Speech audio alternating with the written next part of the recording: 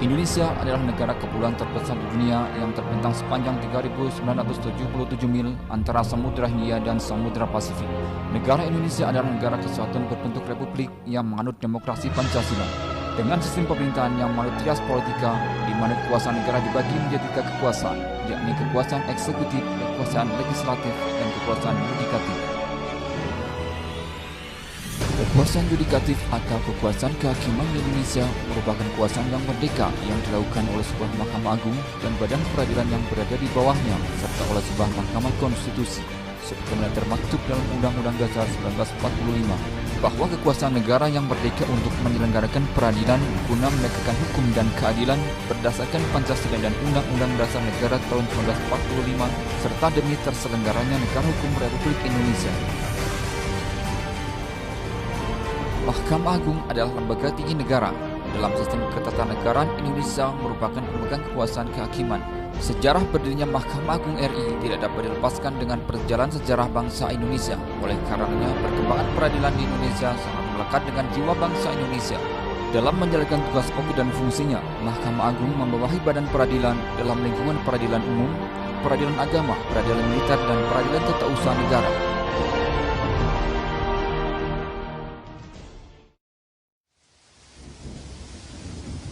Sejarah peradilan agama di Indonesia secara umum sejalan dengan masuk dan berkembangnya Islam di Indonesia, yakni sekitar abad ke-7. Realitas tersebut tercermin dari lembaga-lembaga penyelesaian sengketa yang muncul di hampir seluruh kerajaan Islam yang ada di Nusantara, meskipun masih sangat beragam atau berbeda dalam penamaan atau penyebutannya. Pada periode awal peradilan agama, bentuknya masih sangat sederhana dalam penyelenggaraan dan proses peradilannya, yakni dilakukan hanya di serambi-serambi masjid. Karena itu, banyak literatur yang menyebutnya sebagai peradilan serambi.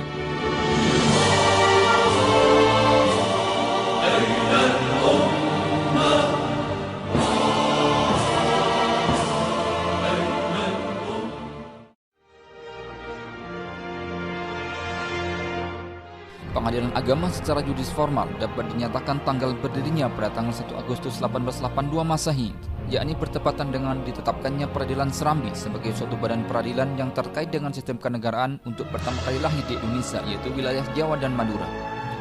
Kelahiran didasarkan pada keputusan Raja Belanda Willem III nomor 24 pada tanggal 19 Januari 1882 yang dimuat dalam Statblad 1882 nomor 152 Junto 153 tentang Priestrat of Java and Madura dengan nama resmi Priestraden, yang kemudian lazim disebut dengan Rapat Agama atau Rat Agama dan terakhir disebut dengan Pengadilan Agama.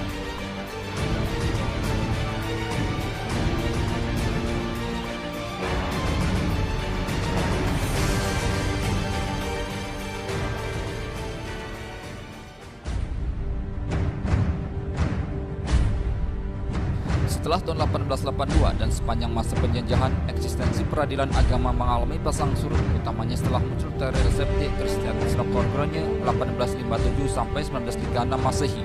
Statblad 1882 nomor 152 tidak efektif, dan sebagai puncaknya, pemerintah Hindia Belanda mengeluarkan Ordonansi tahun 1931 yang dimuat dalam Statblad 1931 nomor 53 yang memerintahkan agar mencabut kompetensi pengadilan agama dalam mengadili perselisihan harta benda dan menyerahkannya ke pengadilan negeri. Statblad tahun 1931 nomor 116 dan 610 mengatur perubahan nama Priestrat atau pengadilan agama menjadi penghulu reject, membatasi kewenangannya hanya pada masalah pernikahan saja sehingga perkara waris dicabut. Kebijakan tersebut mendapat reaksi dan protes keras dari umat Islam sehingga lahirlah Perhimpunan Penghulu dan Pegawai atau PPDP melalui kongresnya di Surakarta pada tanggal 16 Mei 1937 menentang kebijakan dikeluarkannya Statblad 1937 nomor 116. Akhirnya karena begitu kuat dan masifnya gelombang protes yang dilakukan oleh umat Islam ketika itu, pemerintah Belanda melakukan politik agama dengan mendirikan Pengadilan Agama Tinggi atau Mahkamah Islam Tinggi atau Hoge Islami Eisenzaken pada tanggal 1 Januari 1938 dan dibuka secara resmi sejak 7 Maret 1938 Masehi atau 5 Muharram 1357 Hijrah di Gedung Cikini nomor 8 Jakarta.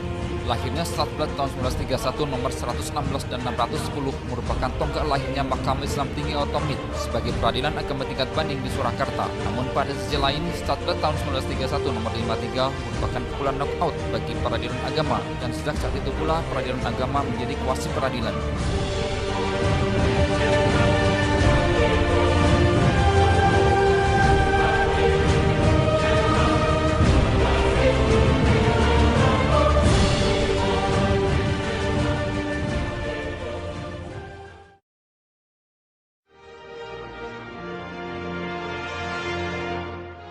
Setelah ditandatangannya pernyataan menyerah tanpa syarat pemerintah Hindia Belanda kepada Jepang yang ditandatangani oleh Johannes Tjarda van Starkenburg Stackower atau Gubernur Jenderal bersama Letnan Jenderal Heer ter Poorten atau Panglima Tertinggi Tentara Hindia Belanda dengan Letnan Jenderal Imamura pada tanggal 9 Maret 1942 di Kalijati, maka secara de facto dan de jure seluruh wilayah bekas jajahan Hindia Belanda sejak itu berada di bawah kekuasaan dan administrasi Jepang. Kebijakan pertama yang dilakukan Jepang terhadap dunia peradilan adalah menetapkan bahwa segala peraturan perundang-undangan yang berasal dari pemerintah Hindia Belanda dinyatakan tetap berlaku sepanjang tidak bertentangan dengan peraturan peradilan pasal 2 Bala Tentara Jepang atau Osamu Seissu tanggal 7 Maret 1942.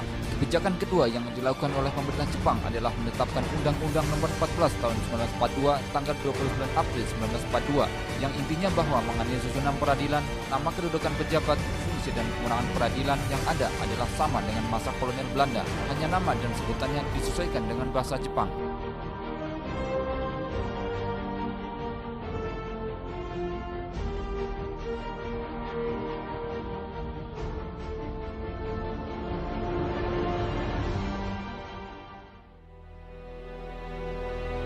Pada masa pendudukan Jepang, eksistensi peradilan agama sempat terancam dan nyaris saja hilang di bumi Indonesia. Tepatnya pada akhir Januari 1945, pemerintah bala tentara Jepang sempat mengajukan pertanyaan kepada Dewan Pertimbangan Agung atau Sanyo Anyo Kaiki Chimushitsu dalam rangka maksud Jepang akan memberikan kemerdekaan kepada bangsa Indonesia, yaitu tentang sikap Dewan Pertimbangan Agung terhadap susunan penghulu dan cara mengurus kas masjid dalam kaitannya dengan kedudukan agama Islam terhadap negara Indonesia merdeka kelak. Kemudian tepatnya pada tanggal 14 April 1945, Dewan Pertimbangan Agung memberikan jawaban resmi bahwa dalam negara baru yang memisahkan urusan negara dengan urusan agama tidak perlu mengadakan pengadilan agama sebagai pengadilan istimewa.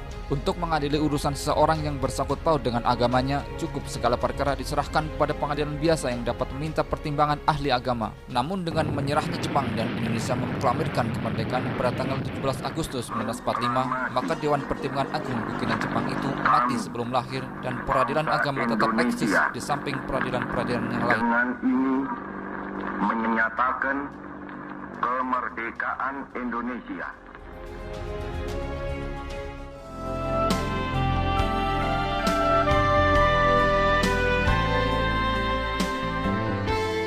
Di era reformasi, eksistensi peradilan agama mencapai puncak kekokohannya pada tahun 2001. Saat disepakatinya perubahan ketika Undang-Undang Dasar 1945 oleh Majelis Permusyawaratan Rakyat. Tahun 2004, Undang-Undang Nomor 4 Tahun 2004 tentang kekuasaan kehakiman disahkan sebagai perubahan atas Undang-Undang Nomor 35 Tahun 1999 tentang pokok-pokok kekuasaan kehakiman yang menyatakan bahwa sistem peradilan yang dipakai adalah sistem satu atap atau one roof system.